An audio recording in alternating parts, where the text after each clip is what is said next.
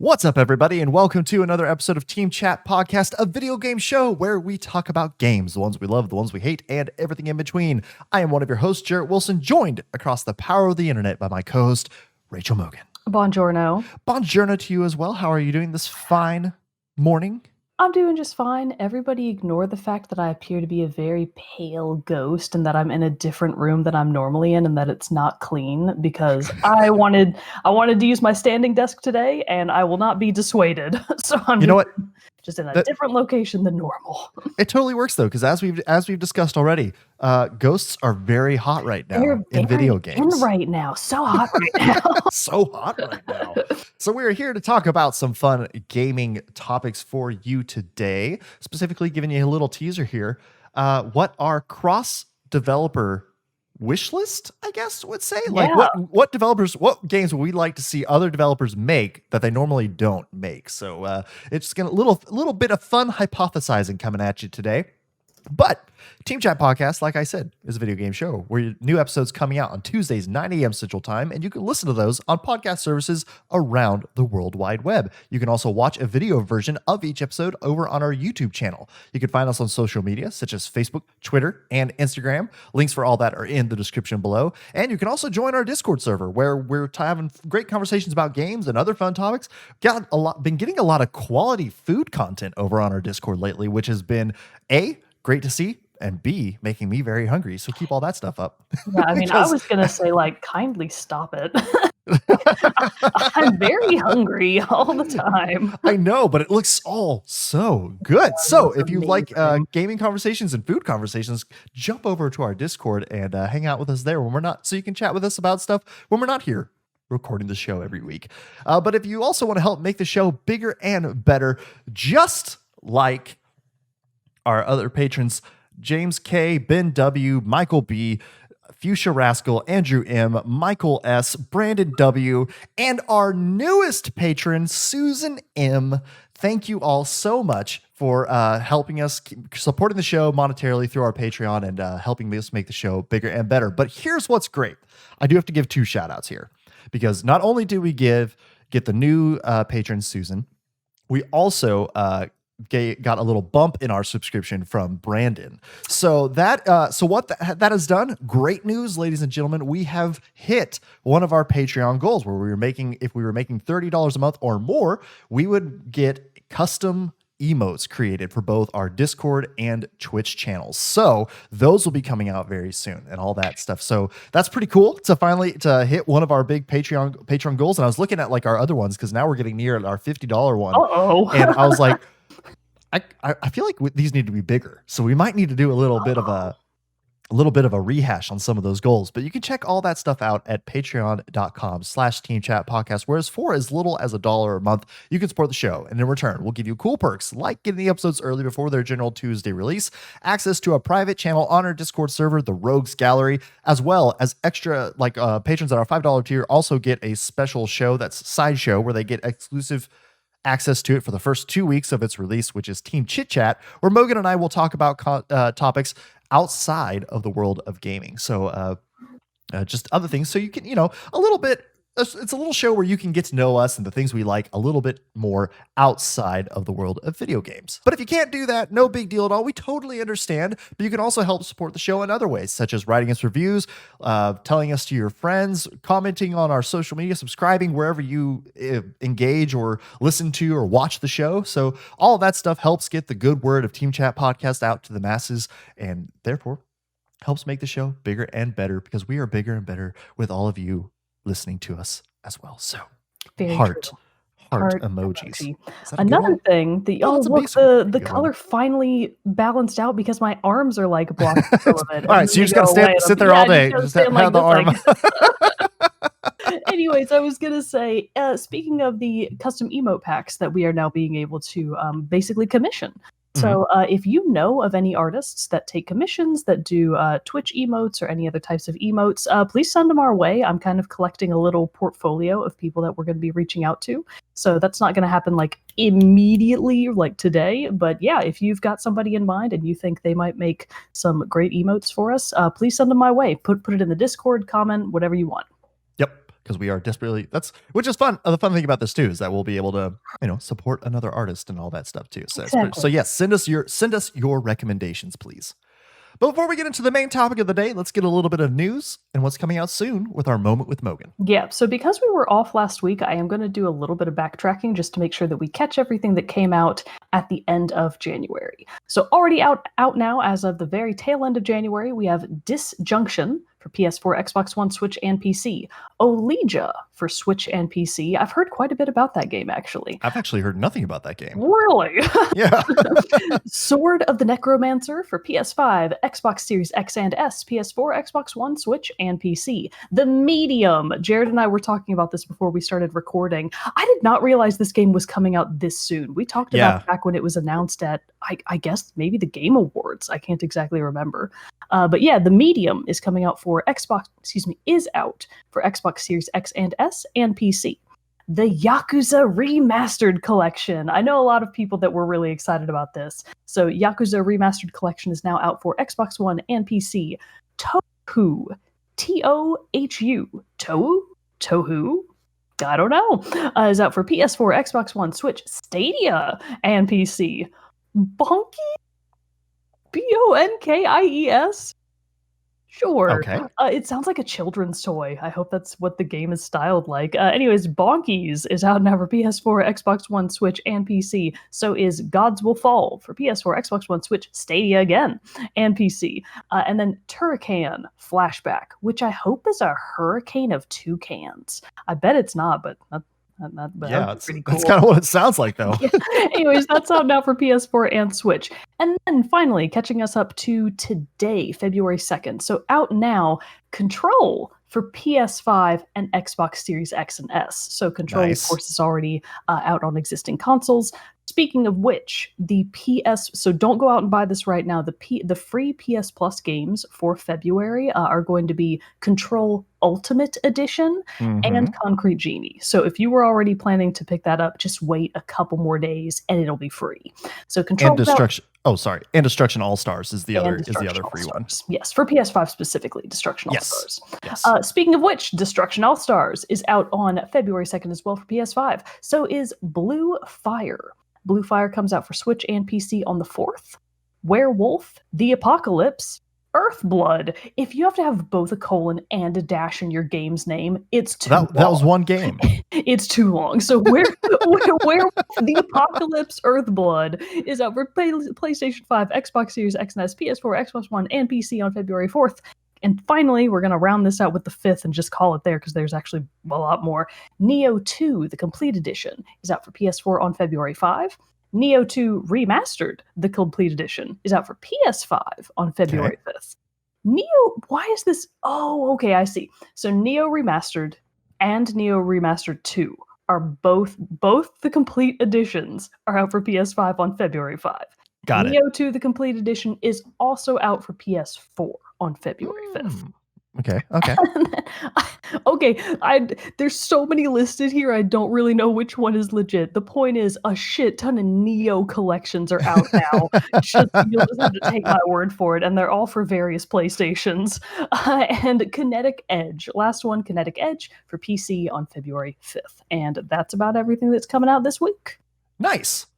So we were talking about this, and there wasn't really a ton of like other big video game news that we wanted to necessarily talk about in our moment with Mogan. Other than, of course, the massive what the hell's going on with the GameStop stocks, man. Like that stuff has been insane to watch, and not necessarily the stock market story I anticipated seeing GameStop being wrapped up in. But it's GameStop. That has been interesting to watch because it's been super informative. Like, because now it like makes me actually want to be like, what is this? What's going on? And I'm just going ahead and saying it here. I'm not going to try to like explain this all to everyone because I still don't know. But that has still been just a very bizarre thing to see come unfolding and see how that's like all the reactions from that, and just that GameStop of all things got super, super popular.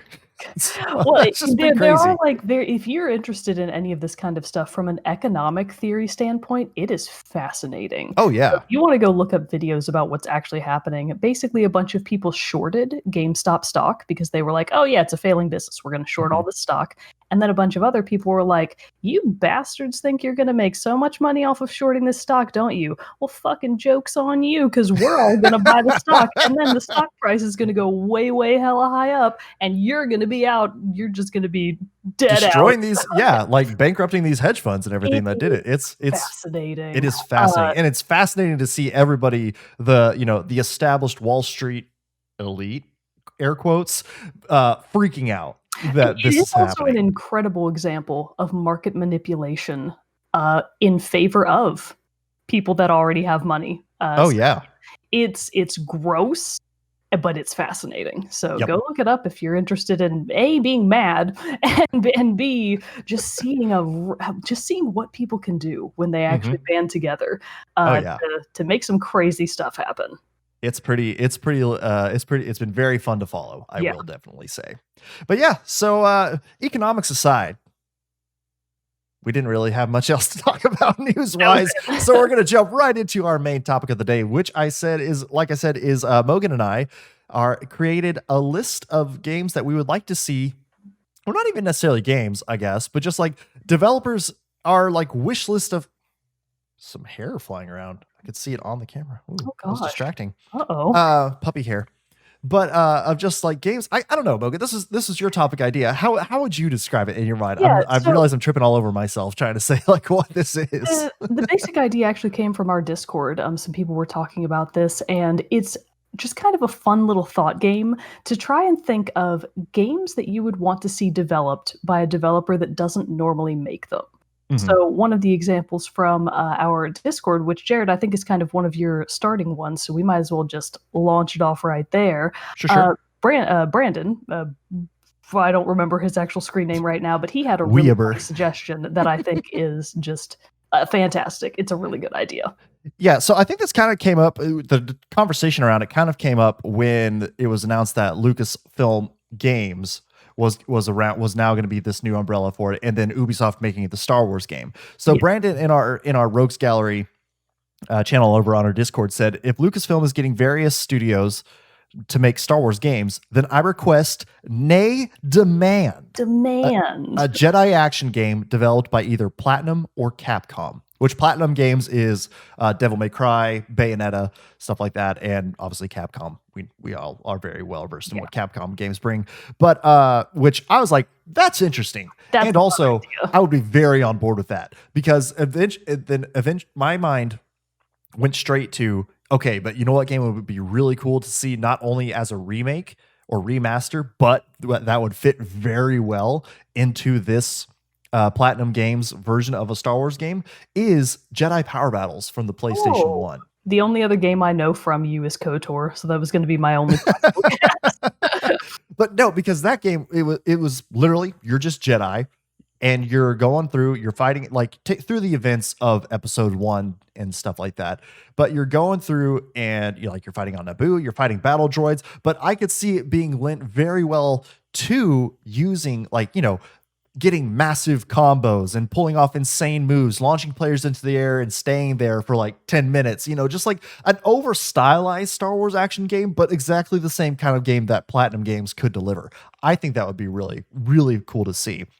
So, I mean, I had to give a shout out to Brandon's suggestion because that would be very, very cool to see. Yeah.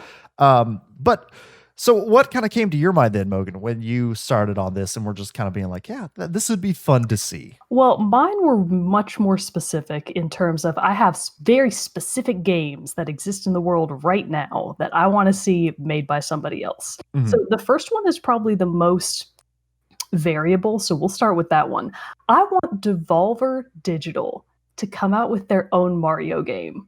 Oh man. I want to see Nintendo's beloved Mario in any type of Devolver Digital game. Now, the reason that that's so ambiguous is because Devolver Digital is, of course, just the publisher, and they have just a bevy of developers that they work Mhm. with to get those developers' games out. But the kind of optics that you see the most with Devolver Digital are all, of course, like high octane, usually a mix of silly and bloody. Yeah. Just high octane, wild action, frequently reminiscent of drug trips, that kind of thing. So, in terms of like examples of games, think My Friend Pedro, think Carrion, think what's that other one? Hotline Miami? Yeah, Hotline Miami. That's the Yeah. one. So think like the wildness of Hotline Miami. Hotline Mushroom Kingdom. Hotline Mushroom Kingdom, baby. So I just think that it would be so fun because Devolver Digital, a lot of these games are what would translate really well to a Mario game. Many of them are 2D side scrollers. Yeah. So imagine if you just put Mario in place of the guy that isn't Pedro the banana, whose name I can't read. Does he have a name? Pedro. Oh, okay. The banana is Pedro. Yeah. No. But I'm saying, who's the guy? Oh, I don't remember the name. Yeah. Anyways, protagonist who isn't Pedro. Like, imagine Mario, but in his place instead. And then I think that all the side characters would just have a really fun time in a world that is clearly not theirs. Like, can you imagine if Princess Peach actually got to do something fun for once? Got to go not just out be there, captured by Bowser. Not just be captured. Like, let's say it's Hotline Miami, and she gets kidnapped or something. But then, instead of being rescued, she just whips out her own guns and just guns ablazes, gets herself out of there. I think that would be pretty amazing. So really, it's just, I don't normally like this kind of stuff. I'm one of those people that tends to really hate it when people post fan art or crossovers of characters that are really outside of what you would know their personalities for. But in this case specifically, Mario characters are in a lot of ways, not always, but in many ways, they kind of feel like blank slates. They don't often have a ton of dialogue. They do definitely have personality. They've all got their own personalities. But I feel like there's room there. There's enough room for further development there. Development by Devolver Digital to make those characters just absolutely insane. I want a different art style. I want them all to just be more or less themselves still. Like Luigi can still be a scaredy cat. Princess Peach can still be, a little bit prissy, for example. But I want them just out there causing mayhem and havoc and finally actually getting to defeat a villain. They never get to actually defeat Bowser. They're just like still kind of frenemies at the end. It's like, I'll get you next time. No, this time someone's gonna die. Probably most of the characters. It could almost be something where like everybody else knows that this is a new thing, but Bowser doesn't. So he just like captures Peach, and then at the very end, he's like gets defeated by Mario, and he's like, "Oh, next time, Mario, I'll get you." The Mario like pulls out a chainsaw, and he's like, "Nope," and just like hacks his head off. It would be horrible. It's a me, a Mario, motherfucker. It would also be incredible. Oh man. Same thing kind of applies there. I'm not just thinking about the characters, but also the environments, because imagine the visual style of Devolver Digital, but still kind of with the same backgrounds that you would most commonly associate with Mario, just altered a little bit to be a little bit outside of their normal scope. So that's one of the first things that my brain thought of. I was like, yeah, Devolver Digital Mario, man. That would be awesome. It would even work too. Like you said, Devolver games often include like trippy drug-induced states. Come on, Mario takes place in the Mushroom Kingdom. Yeah. Like, come on, just fully embrace that. Yeah. Come on. Let's just fully embrace this aesthetic. I'm with you on that one, 100%. That sounds like a fun idea, right? That does sound like a fun idea, man. See, you went way more wild with this than what I was thinking. I had specific games that I wanted to have very specific things happen to them. So I don't like have a ton of examples, but I've got three really good ones. Three real good ones. I've got three solid ones. So jumping off then the Nintendo train, one of the ideas I had would be to see Nintendo take a stab at another classic platforming adventure, Ratchet and Clank. Ooh, interesting. Granted, I know they're like fairly stylistically similar in the sense of like the genre of the game, but still, I think Nintendo has a ton of like whimsy and like fun with their titles, especially I'm thinking like specifically Mario in this example. Yeah. But like I could see Ratchet and Clank translating really well and just being like a bit more like Ratchet and Clank is already super fun. Ratchet and Clank already has like the great action and set pieces, the good humor, but just kind of like,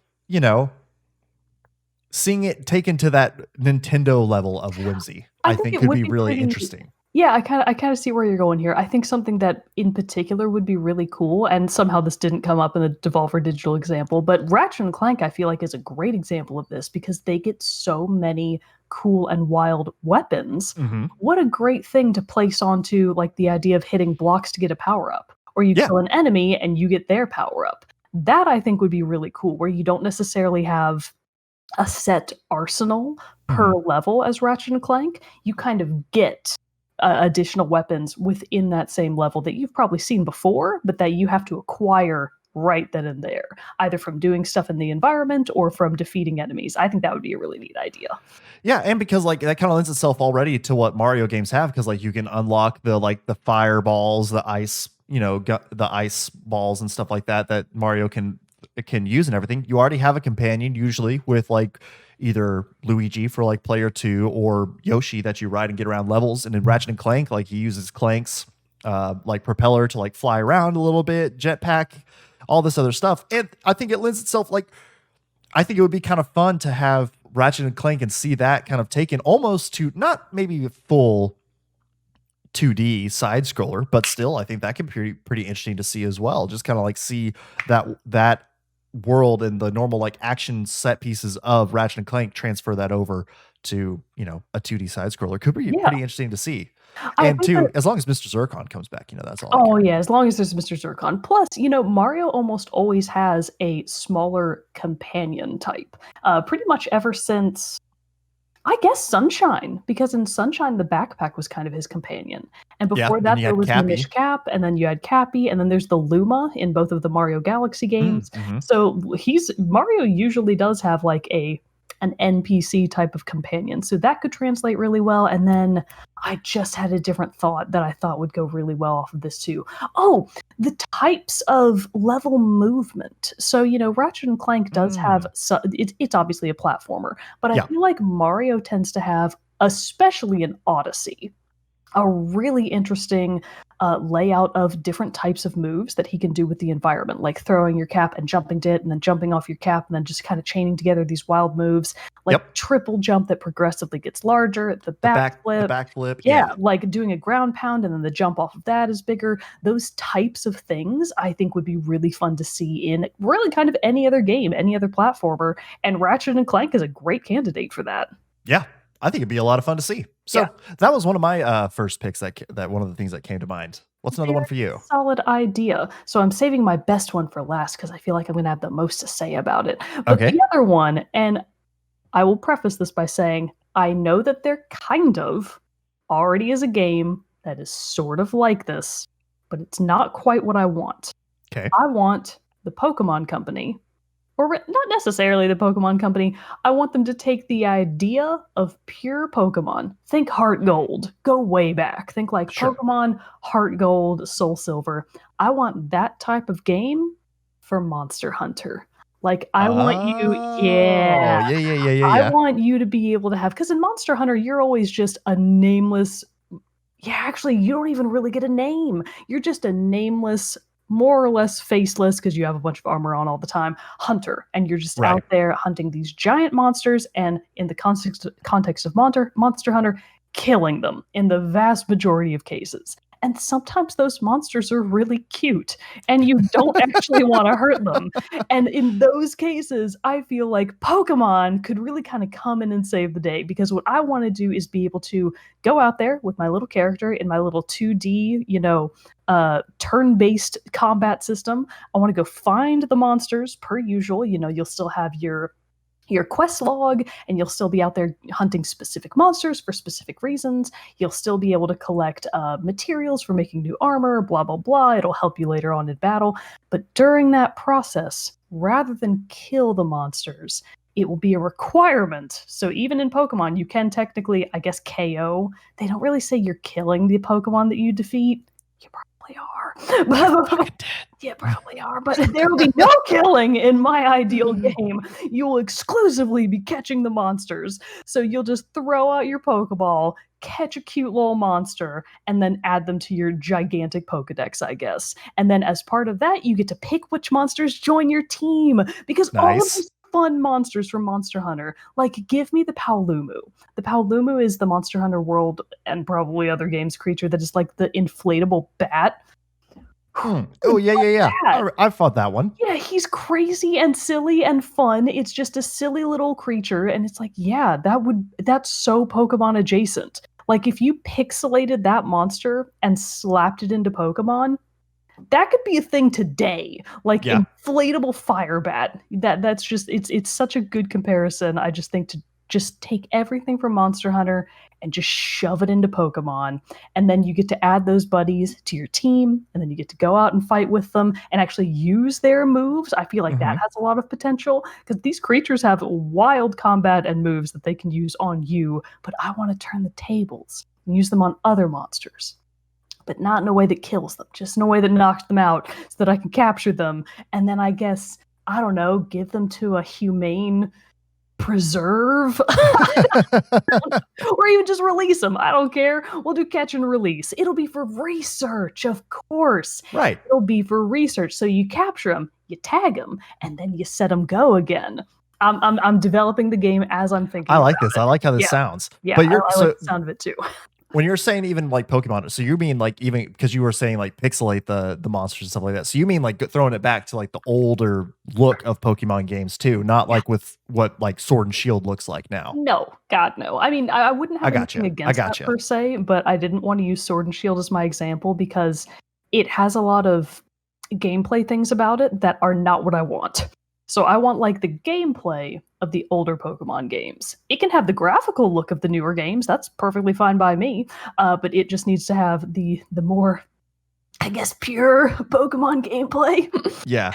Except not really, because in my context, it's going to be wildly different. It's for research. You're out here doing science. And maybe on like the side with your creatures that you capture and keep for your team, just like with some of the newer Pokemon games, like the Pokemon Ami, where you can go into the little, I guess, just fun Pokemon playroom and like pet your Pokemon and play little mini games with them and feed them treats. That's exactly what I want, but for Monster Hunter creatures. I want to finally give them the life they deserve. They deserve to be happy. Not just hunted at every turn. I'm so emotional about it. I'm joking. And so speaking of armor, the way that you'll get stuff from the monsters to be able to craft new armor for your person, which I don't know how that'll affect the environment. I haven't thought that far ahead. Somebody chime in the comments with that. But the creature will just be so happy with you that it will happily give you its scales that it sheds or a part of its tail, because lizards shed tails and grow new ones. I got this tooth that fell out. You can have that. So it can be a symbiotic relationship. Or you like have to take him to the vet or something, and the vet's like, "Oh, got a cavity. You're gonna have to yank that fang out." And you're like, "Got a fang? Yeah, I could use that later for armor or other things. For armor, not weapons, only armor. There are no weapons in this game." So yeah, I don't think it's not quite as, you know, immediately analogous as Devolver and Mario, I think, are. Right. But that just means that the options are virtually limitless with how wild it can be. So yeah. Pokemon, get in there with Monster Hunter. Call Capcom and be I'm like, on board "Hey, with this. we want to make your game, but make it Pokemon, but also have it be good." So not Pokemon Sword and Shield. Other Pokemon game. Throw it back to when it was good. Okay. Yeah, so what I was saying earlier, the game that I have been told is kind of analogous to what I'm describing, is Monster Hunter Tales or Stories. Monster Hunter Stories, there's like a non-Monster Hunter game already out there, and it's branded as Monster Hunter, but you don't kill stuff. Interesting. I don't know. The point is, there's already a game out there that's kind of like that, but not the way I'm thinking of it. Yeah. So it's not my game. This is my game. Monster Hunter Pokemon. Copyrighted. Pokemon Monster Hunter. Oh my god, duh. That's awesome. That's a great name. Anyways, so that's my second one. Alrighty. Mine is, I was just thinking about, taking into account things I'm currently playing and stuff like that. And I'm like, okay, so this comes specifically from like playing Assassin's Creed Valhalla. And before that, Assassin's Creed Odyssey. I'm like, Assassin's Creed is really doing this thing and really kind of buying in to this whole, let's make these seem like more RPG. Let's include more RPG elements. Let's throw that stuff in there. Let's make like skill trees. Let's make romance options. Let's do all this. But to which I say, that's great. But it's also a little base level sometimes how they incorporate those things. But I want to see those fully fleshed out. Where would I go to get that? Well, I would turn to Bioware and say, Bioware, make me an Assassin's Creed full RPG in the style of Mass Effect, Dragon Age, all that stuff. Okay. So you want the Order 1886, but with romance. Well, not necessarily the Order 1886. I just mean just more in like how those games are deep party-based RPGs. And I would love to see that translated over to an Assassin's Creed. Like, it's even been something that has been dabbled in slightly originally because, like, in Brotherhood, I believe it was, or maybe even Unity. Kind of going hazy there on my memories of it. But I know in Assassin's Creed Brotherhood, you could like call on groups of other assassins to like take out targets or aid you in fights. I know in Unity even had like a multiplayer aspect to it, really, where there could be you and other assassins. But like building out and going forward, and then even in like Odyssey, you could build up a crew for your boat. In Valhalla, you can recruit Jorm's Vikings, which are like these mercenary Vikings who come and like join your clan and all that stuff, and they just fight alongside you. But how cool would it be if you like went through the Assassin's Creed world in this whatever world BioWare built this in, and you could like meet these other either assassins, side characters, because like in Assassin's Creed 2, you meet Leonardo da Vinci. And he crafts all these cool tools and vehicles for you and stuff like that. So what if you could be kind of going through this world, this Assassin's Creed storyline, and you get to, you meet these people and choose which ones based on the various bonuses or whatever that they give you, and they can join your party and they can like aid you in these fights. You can command them to do certain things and it's like stealth missions, all this other stuff, and they have their various skill trees that they have to be upgraded. You have to keep them, well armored, well equipped with weapons and stuff like that. I just think that would be kind of really cool to see. I think that could open up a lot of really fun gameplay potential. But then also, like I said too, Assassin's Creed has been dancing around romance options for a little while. Yeah. We all know about Cassandra from Odyssey. Yeah, I know. And like in that, but the thing is, what I mean by base level and how they kind of like they're playing with it, but not getting like super deep into it is like in Odyssey, for example, I just met this one woman as I was on one of the quests, and like I say two things to her the very first time I met her, and then the option for me to start laying on the charm is right there, and which I did. And then it was just very quickly, then I'm like the very next time I interacted with this character, Cassandra's like, all right, you want to do this? And she's like, oh, help me out with this one more thing. Then we'll see. And then you do that one thing. And you're like, all right, how about now? May I woo you with my womanly charms? And she's like, okay, fine. Sure. I mean, in Cassandra's defense, she's very attractive. So who wouldn't? But also, I totally get what you're saying. You want to have to actually put the time in. I know. You want to feel like it's a real accomplishment when you actually manage to successfully woo someone. And by that same token, there should be pretty high stakes for if you fail. Exactly. Like if you're trying to woo somebody and you do the wrong dialogue option or bring them the wrong type of gift, you're like back to square one. You somehow lose points or whatever, and then you have to either start all over again or maybe even lose them as an option forever. Very true, very true. Because like in Dragon Age games, for example, if you choose, throughout one of the big things that influences your relationship standing with the other characters is like just through normal either decisions you make in the game, be it like killing, saving somebody, attacking something or not attacking something, or just through dialogue choices, even with other characters, not the character you're trying to have a romance with, that will raise their like, you'll get like a message like, what's his name? Varric. No. Oh. Yes, Varric Tethos. Yeah. He was like, Yeah, it's like Varric approves plus 10, and that like Yeah, there raises we your go. relationship.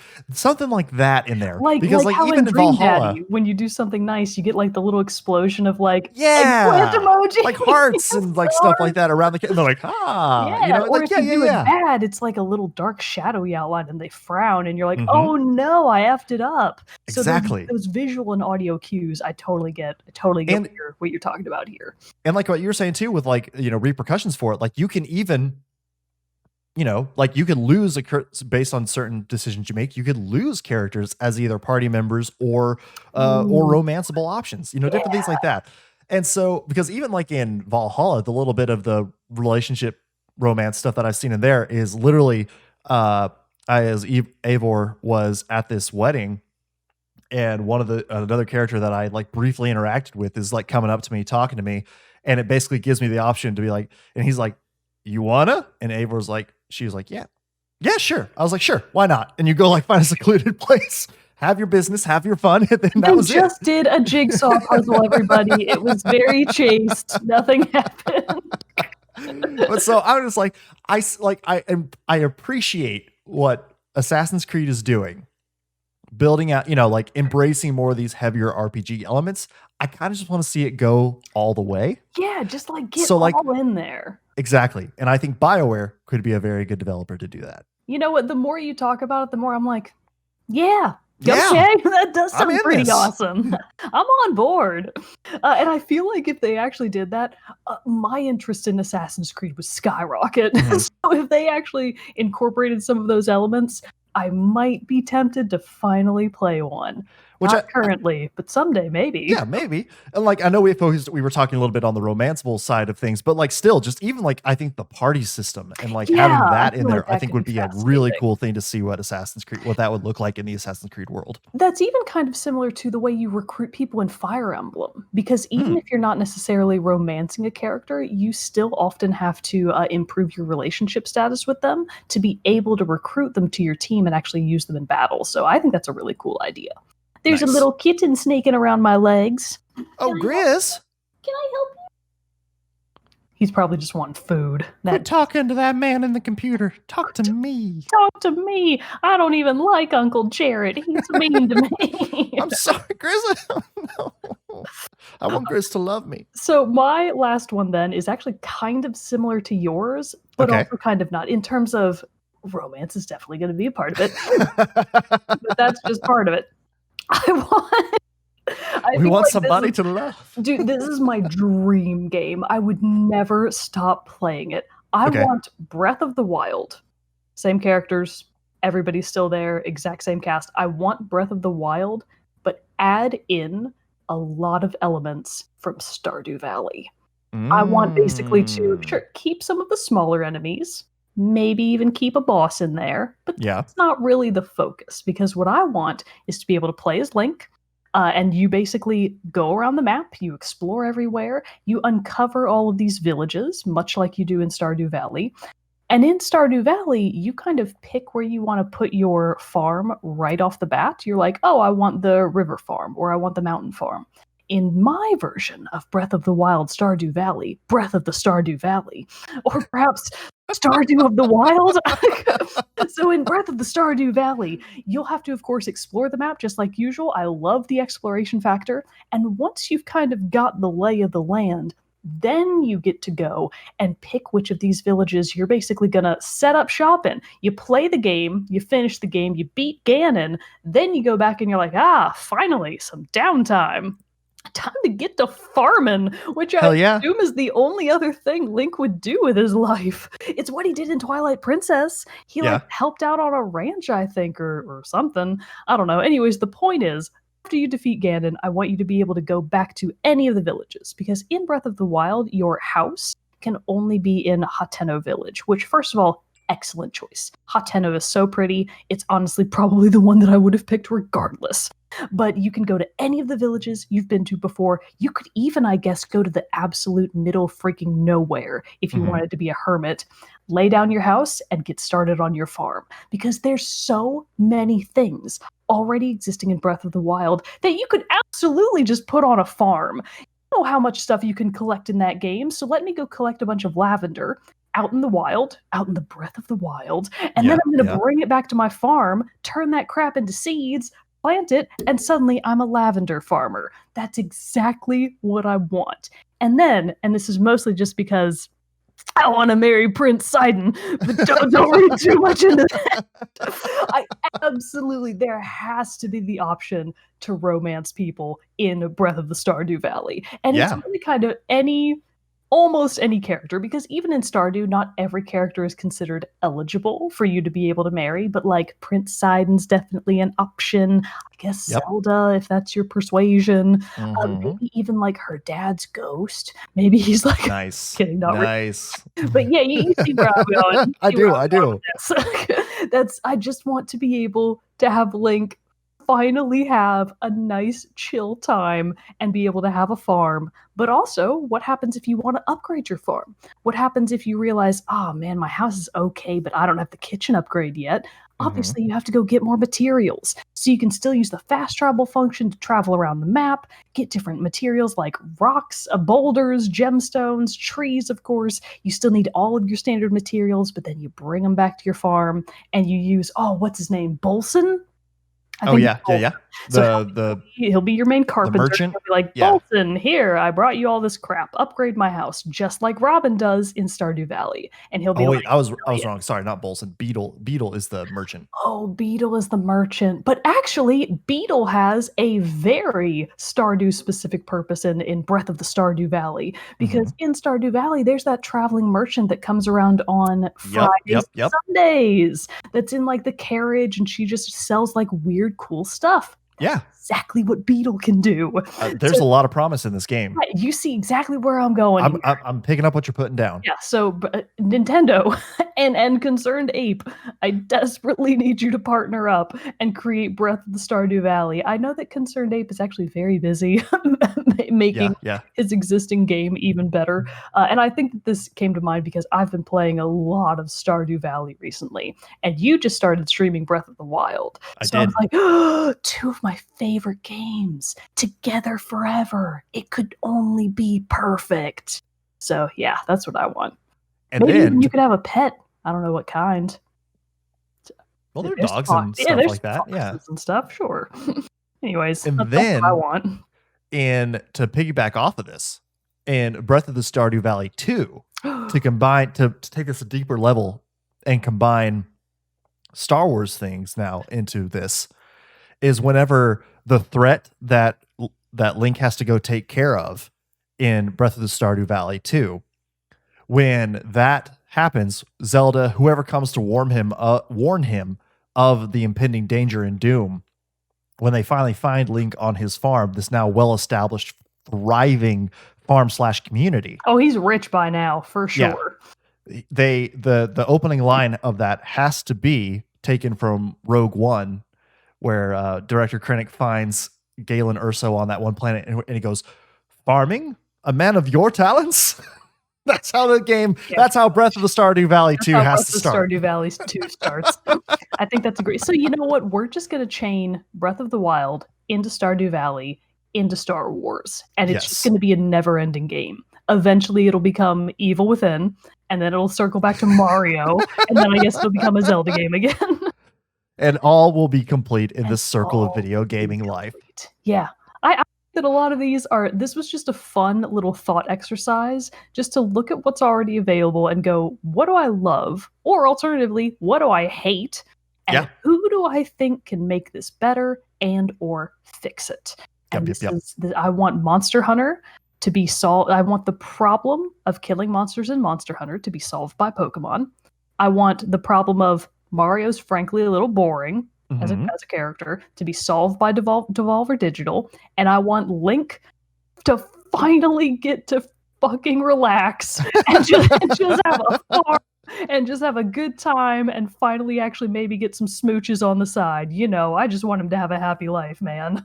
Hell yeah, absolutely. And so I think the last one that I really had that I had thought of, the last one that I was kind of thinking of, that I was like, you know what would be really fun? And this actually kind of came on the heels because I just finished a mobile game, actually, for the first time in a very long time. But Guarding that sunlight. There we go. Now you can see me. Oh, it's like perfect little framing of your Yeah. face. I love it. But I recently finished up on my phone Lara Croft Go, which is just this like turn-based like puzzle game. Really, that it was actually very fun. It was very fun. I liked it. But then that just kind of got Tomb Raider on the brain, and I was like, you know who would be really cool to see take a stab at a Tomb Raider game would be Respawn, since so a Tomb Raider game in kind of the same vein as Jedi Fallen Order, which I know on the surface you may be like Jedi Fallen Order, Tomb Raider, especially the newer Tomb Raider games, those kind of seem similar. But what I'm thinking about there is Fallen Order incorporated a lot of like parkour element, like there's wall running, you're swinging from vines, you're coming down branch and all that stuff. Granted, you have force abilities in Jedi Fallen Order, so I'm not saying you would have those as Lara Croft in this game. But the cool thing about it too was that it was also fairly Soulsborne-esque. Fallen Order was, in how you took on bosses and fought enemies and and all this stuff. And I'm just saying I could see that being pretty fun as a Tomb Raider game as well, because you did a lot of tomb raiding puzzling in Fallen Order to access these various like the ancient Jedi temples you came across and different stuff like that. So I think that groundwork would work really well and translate really well over to Tomb Raider. You would still be able to keep that core tomb raiding mechanic in there, but I don't know.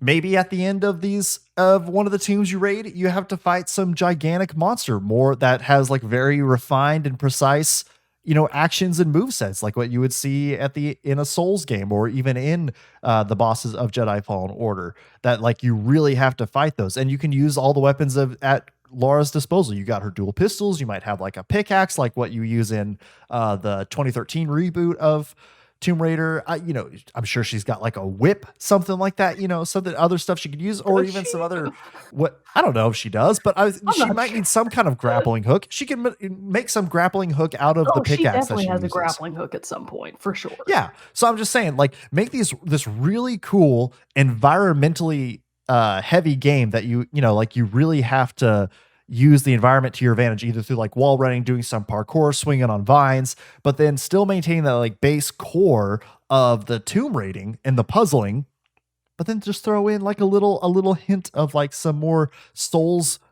Fallen Order combat. I don't know. I that kind of like, exactly. Tomb Raider, Crypt of the Fallen Souls. Boom, there it is. I think that this really is because you mentioned it the other day. I forgot to put this on my list, but I also had an idea about Tomb Raider. Specifically because my own mother, she is a lifelong Tomb Raider fan, but not so much with the newer games, because the newer games have gone more the action route and less the puzzler route.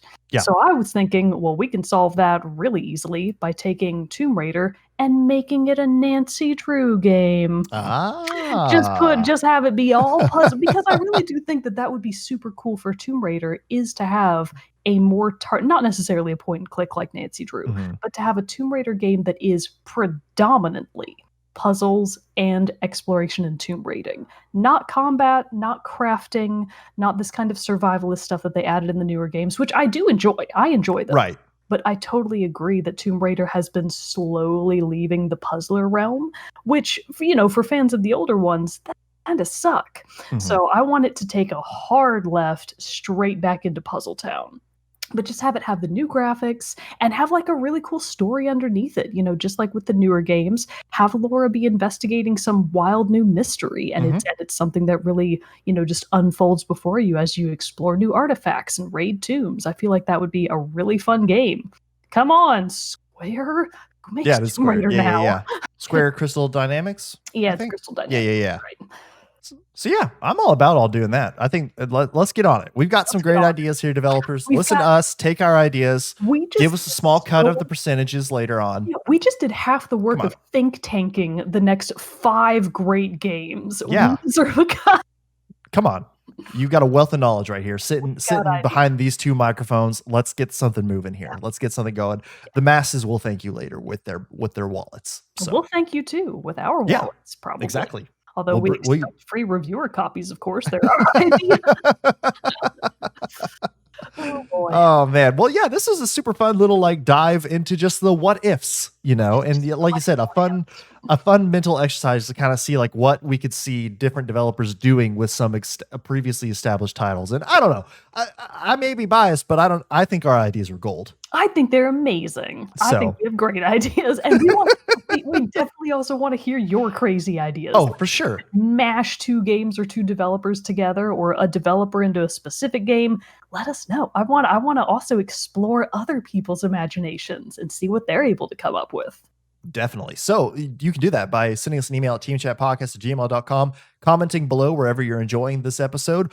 Join our Discord server, talk about it with us there. We would love to hear from you. But I think that pretty much wraps up this episode of Team Chat Podcast. Until next time, everybody, I'm one of your hosts, Jerrett Wilson, joined across the power of the internet by Rachel Mogan. Adios. We'll see you all next time.